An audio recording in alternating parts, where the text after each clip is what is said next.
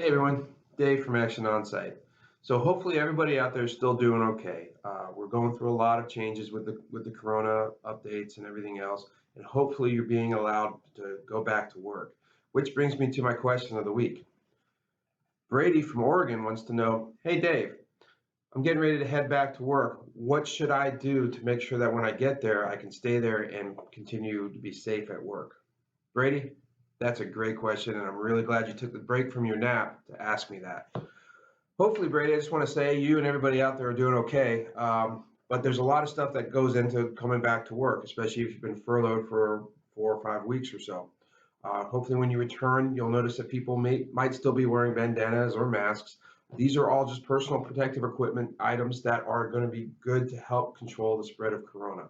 Remember, there still is no immunization for corona, and the disease is still there. The virus is still present, and spreading it is still very easy to do. So the first thing that comes to mind when we talk about going back to work is delayed onset muscle soreness. It's also called DOMS.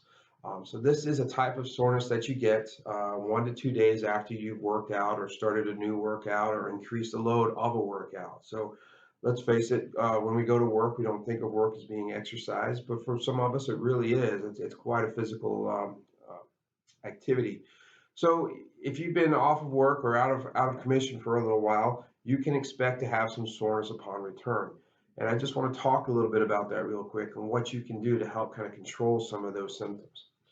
So we're going to talk about the discomfort that you get. DOMS is basically, they used to think it was from lactic acid, but what they've found now is it's got a lot to do with the body creating inflammation in the muscles due to soreness and micro tears that happen after a lot of repetitive exercise. So it's normal. It's predictable. You can expect to get it, like I said, 1 or 2 days after you initiate coming back to work. But one of the things that is most helpful for it is getting back to work. If you gently try to continue your range of motion and try to work through the discomfort a little bit, you'll find that given 15, 20 minutes, you'll be back to almost full range of motion with very, very little discomfort at all.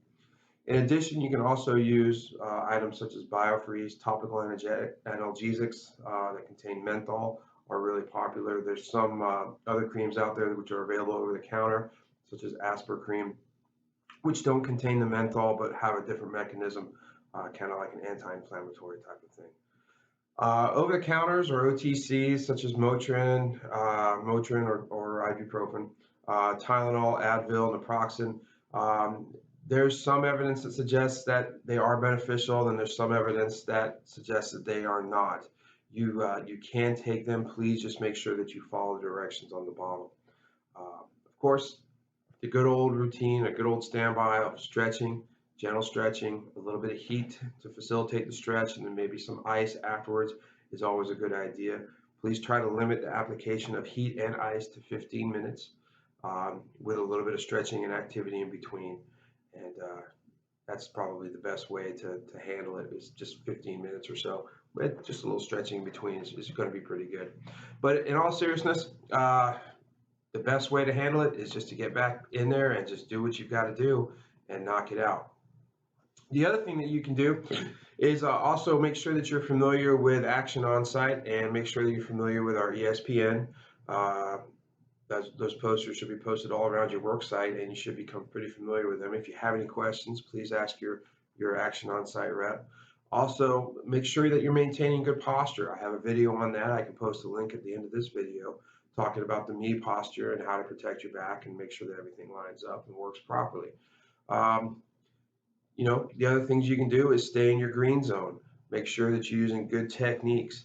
Don't try to extend. Don't try to get out there and be a He-Man. Don't be a hero, especially you, Brady. As always, Action Onsite is here to help you out. So if you have any questions that you need answers, please just let us know. We're ready to help and ready to go, ready to get you back to work. Stay safe out there.